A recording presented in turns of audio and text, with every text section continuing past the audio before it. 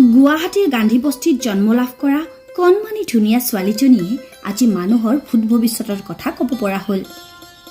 এখন কিতাপে সলনি কৰিব পাৰে জীৱনৰ চকৰি, সেয়াই যেন প্ৰমাণিত হ'ল। আৰু তেতিয়াৰ পৰাই ৰ'ব লগা হোৱা নাই।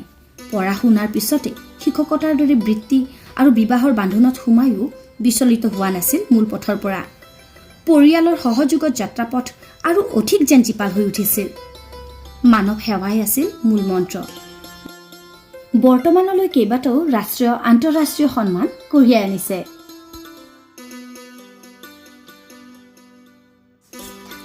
এছিয়ান ডায়মণ্ড এৱাৰ্ড, জ্যোতিষ মহাসতী, মহিয়সী, international award, international doctorate degree লৈ এতিয়া কৰি আছে মানৱ সেৱা। আহকচোন সেইগৰাকী কোন ব্যক্তি জানো আহক। ইত্যাদি A to Z Pranab Kumar Deka আৰু ননীগোপাল বৰ্মনক কি ক'লে জানো আহকচোন।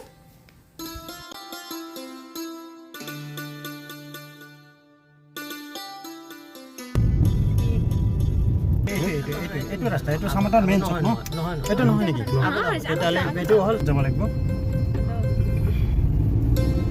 এইখিনি মেইন চক এইটো মেইন চক, এইটো চামতাৰ মেইন চক। এটা নামঘৰ আছে, নামঘৰৰ চাইডেৰে সোমাব লাগে চাগে। এইটোৱে ঘৰ। ইয়াতে লিখাই আছে বাঘভৱন। এইয়া বাঘভৱন লিখাই আছে। এইটো ইয়াত পালোঁচোন। ঠিক আছে, আমাৰ গাড়ীখন অকণমান চাইড কৰি থওঁ নেকি?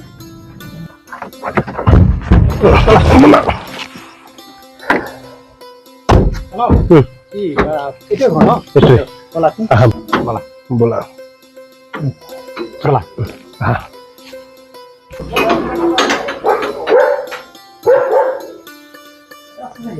থাকিব লাগে, কাৰণ যেতিয়া ফোন কৰিছিলো তেতিয়া ঘৰত থাকিম বুলি কৈছিলে। ভাল লাগিছে দেই, ধুনীয়া পৰিৱেশ। ইমান সুন্দৰ লাইটিং কৰিছে ঘৰটোত। হেৰি আৰু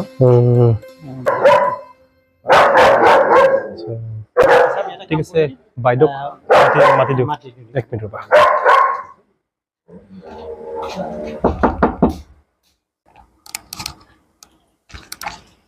বাইদেউ ঘৰত আছেনে? আছে।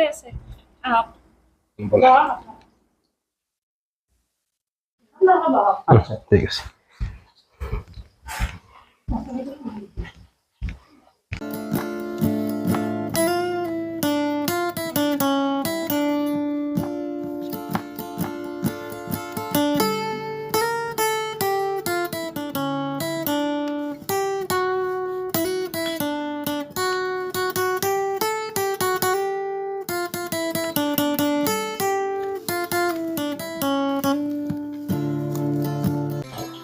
নমস্কাৰ বাইদেউ, নমস্কাৰ।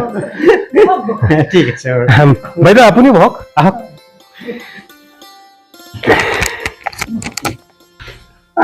ননী, তেতিয়াহ'লে আমি আমাৰ কাৰ্যসূচী আৰম্ভ কৰোঁ। বাইদেউ, আমি ইত্যাদি A to Z আমাৰ যিটো পৰ্টেল চেনেল আছে তাৰ পৰা আহিছোঁ। আচলতে আমাৰ উদ্দেশ্যটো হ'ল আপোনাৰ বিষয়ে জনাৰ বাবে। ইতিমধ্যে আমাৰ ইত্যাদি A to Z দৰ্শকসকল বহিছে আপোনাৰ বিষয়ে জানিবলৈ। এতিয়া আমাৰ এটা অনুষ্ঠান আছে, ডায়েৰীৰ পাতে পাতে মই প্ৰণৱ কুমাৰ ডেকা আৰু আমাৰ এই ডায়েৰীৰ পাতত এনে কি লিখিব আৰু ভৱিষ্যত পৰিকল্পনা কি আৰু নৱপ্ৰজন্মক আপুনি কি উপদেশ দিব, আমাৰ এইখিনি তথ্য আপোনাৰ পৰা বিচাৰিম। তাৰ প্ৰাক মুহূৰ্তত আপুনি আপোনাৰ পৰিচয়টো আমাক দিয়কচোন। মই নিভা বৰুৱা। মই স্কুল এখনতো শিক্ষকতা কৰোঁ। তাৰোপৰি মোৰ এষ্ট্ৰলজিটো মোৰ হবি। মই ক্লাছ 9ৰ পৰাই এষ্ট্ৰলজি কৰিছোঁ, গতিকে বহুত মানুহক চাইছোঁ এনেকৈ। আৰু বাকী মোৰ এনে মাৰ ঘৰ হ'ল গান্ধী বস্তি, গুৱাহাটী গান্ধী বস্তিত, আৰু ৰাজগড়ত মোৰ ঘৰ আছে। কিন্তু মই ইয়াতে পশ্চিম চামতাত, নলবাৰী পশ্চিম চামতাত ভালকৈ এষ্টাব্লিছ হৈছোঁ। ইয়াতেই মই বেছিকৈ থাকোঁ। আপোনাৰ বিষয়ে আমি বহু বছৰ আগৰ পৰা শুনি আছোঁ। আপুনি জ্যোতিষশাস্ত্ৰৰ লগত জড়িত, কিন্তু আপোনাৰ লগত মানে যোগাযোগ আমাৰ ইমান এটা কৰিব পৰা নাছিলোঁ। আমি বিভিন্নজনৰ মুখে আপোনাৰ বিষয়ে বহু কথা গম পাইছোঁ।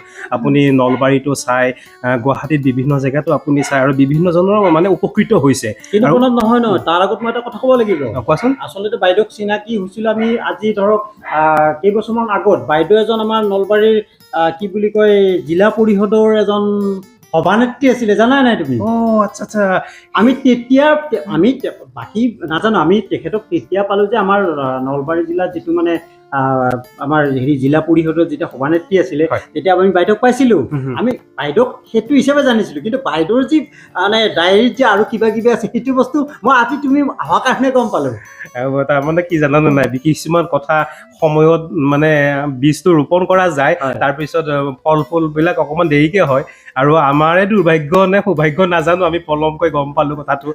এতিয়া বাইদেউ আপুনি ক'লে যে ক্লাছ 9ৰ পৰা জ্যোতিষ শাস্ত্ৰৰ লগত জড়িত, হয়। আপোনাৰ পৰিয়ালৰ কোনোবা এনেকুৱা ধৰণৰ শাস্ত্ৰৰ লগত জড়িত ব্যক্তি আছিলে নেকি? নাই, কোনো নাই।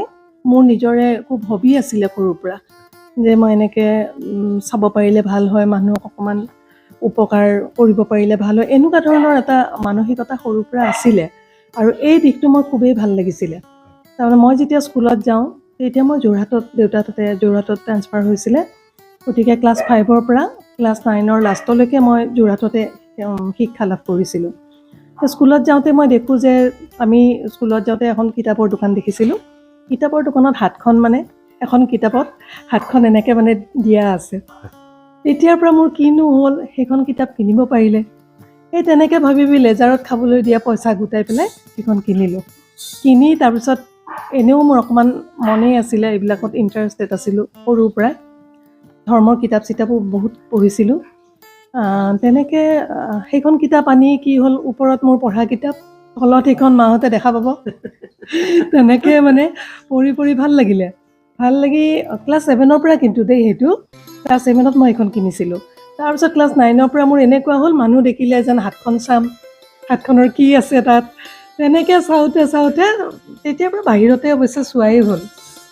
ইমান মই পণ্ডিত নহয়, কিন্তু নিজৰ খুব ইণ্টাৰেষ্ট আছে কাৰণে এই বস্তুটো মই হবি হিচাপত লৈছোঁ, যাতে মানুহৰ মানে ভাল হয়।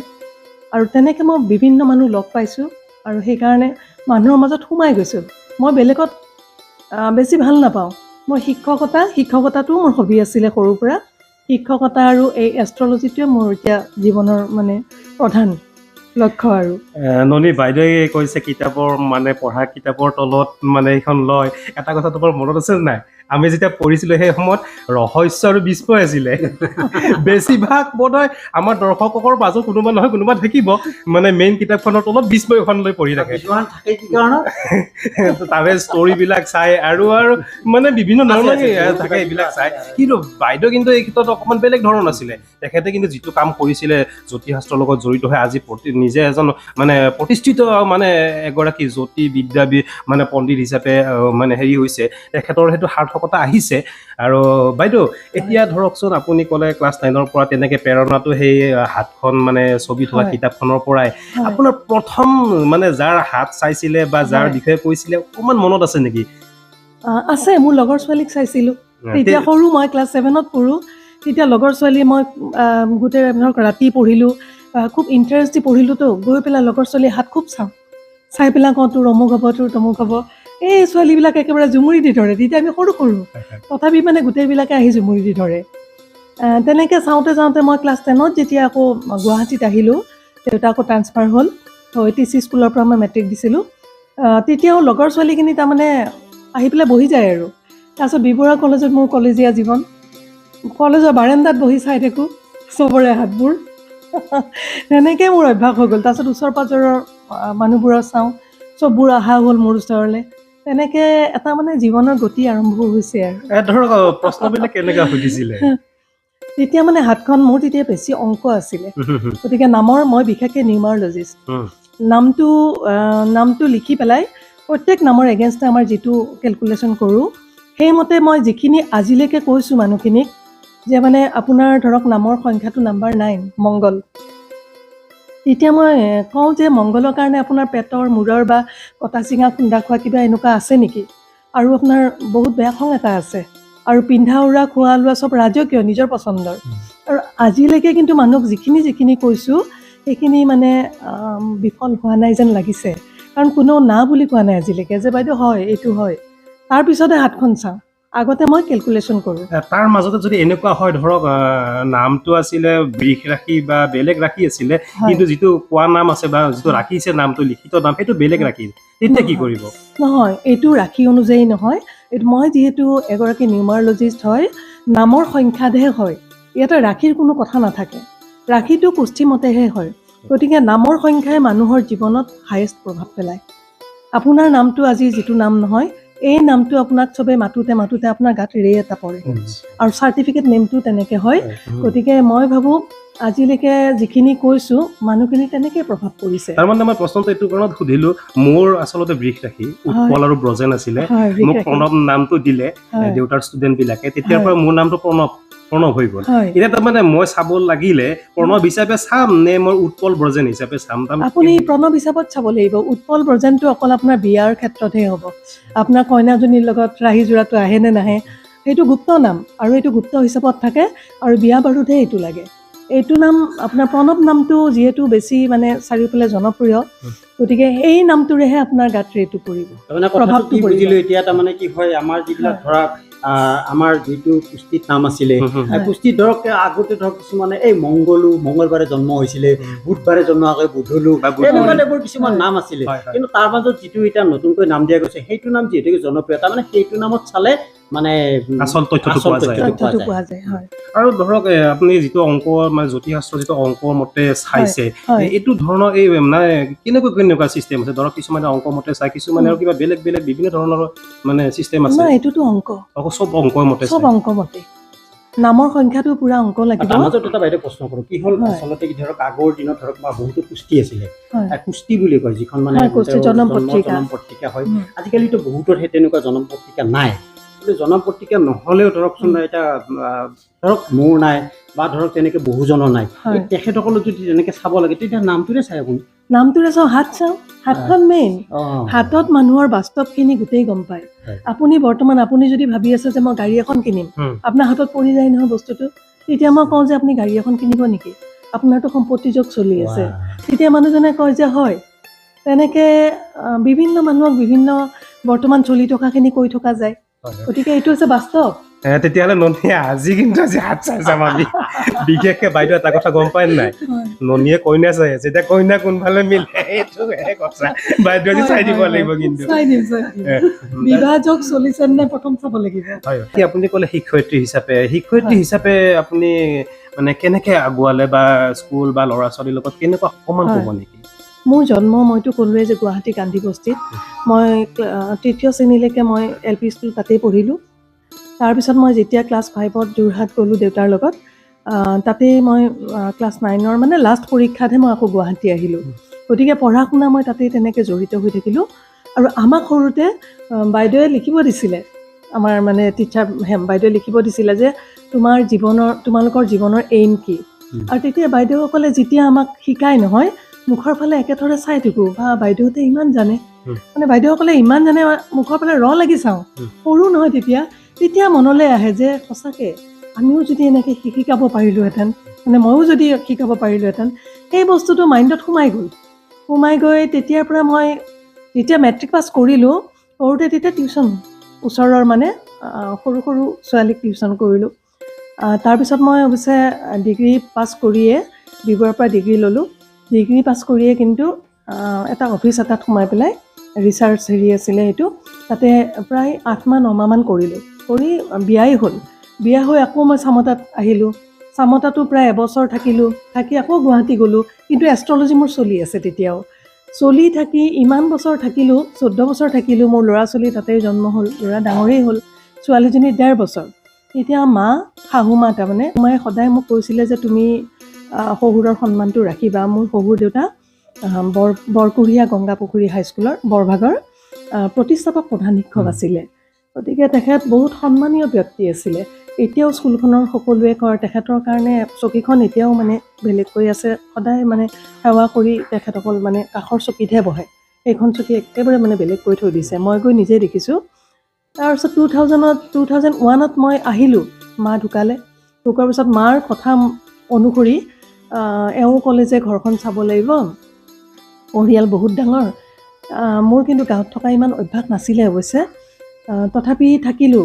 মাইনা তেতিয়া মোৰ ছোৱালীজনী 1.5 বছৰ, আৰু ল'ৰাটো তেতিয়া গুৱাহাটীত পঢ়ি আছিলে। তথাপি আনিলোঁ, আৰু আনি সিও এবছৰমান পঢ়ি পেলাই সি আকৌ গুৱাহাটীলৈ গ'ল দেউতাকৰ লগত, গুৱাহাটীতে থাকিলে। মই 2001ত যেতিয়া আহিলোঁ, মই দিনটো কি কৰিম?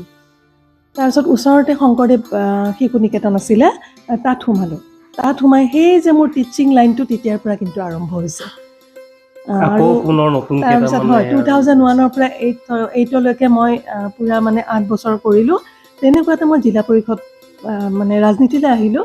আহি যেতিয়া তাৰে সভানেত্ৰী হ'লোঁ, অট'মেটিকেলি এৰিব লগা কিন্তু হ'ল। আপুনি ৰাজনীতি কেনেকৈ আহিলে? আপুনিতো এইটো ৰাজনীতি এটা আচৰিত কথা। এইটো বহুত ডাঙৰ কথা।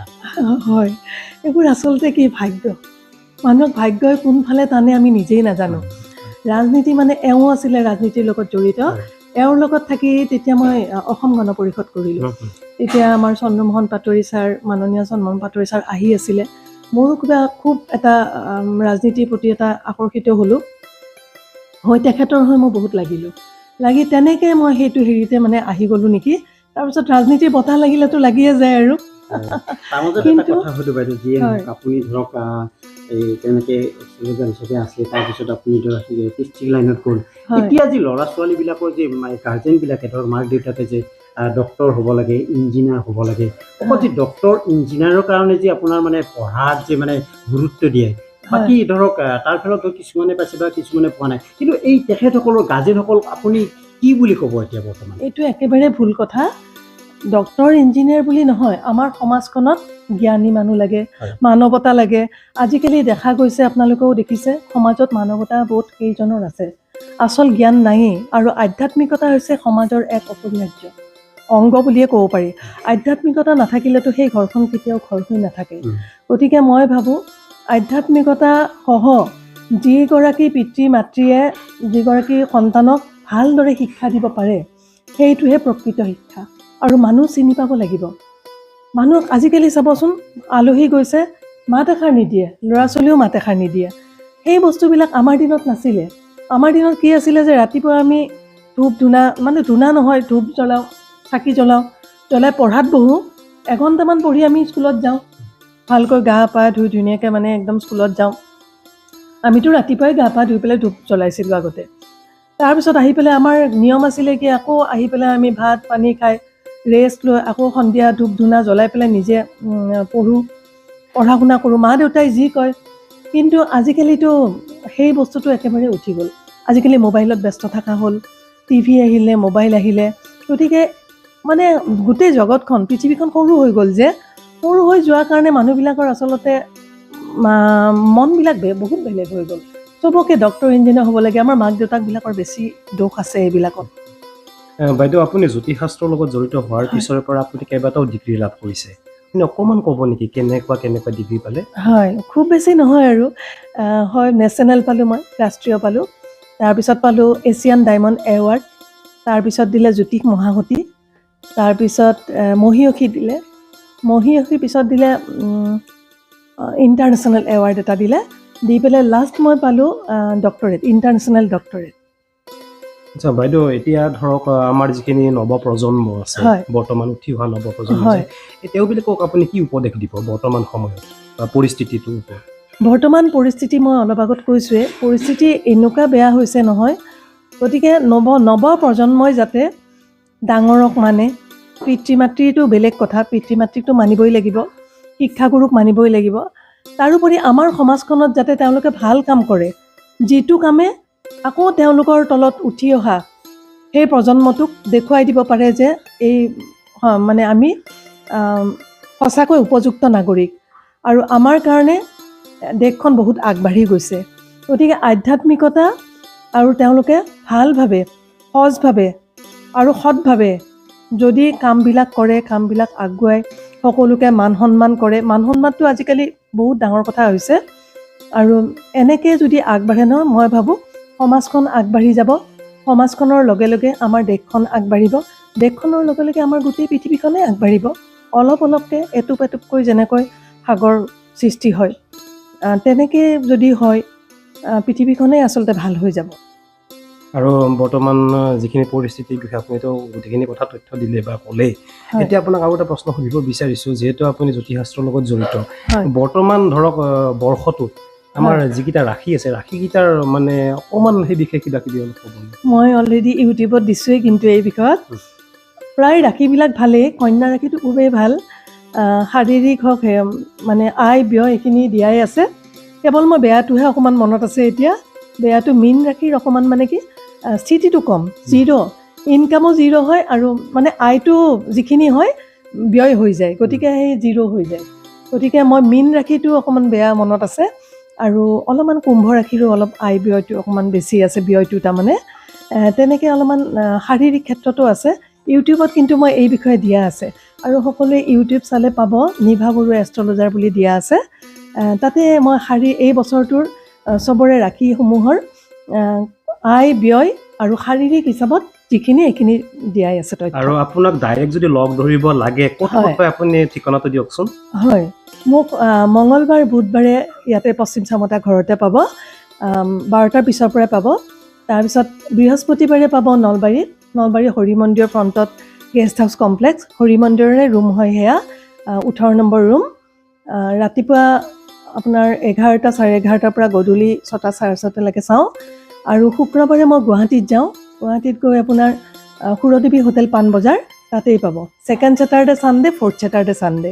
আৰু কেতিয়াবা মই 1st আৰু 3rdতো যোৱা হওঁ, যদি বাহিৰৰ পৰা মানুহবোৰ আহে তেতিয়া যাব লগা হৈ যায়।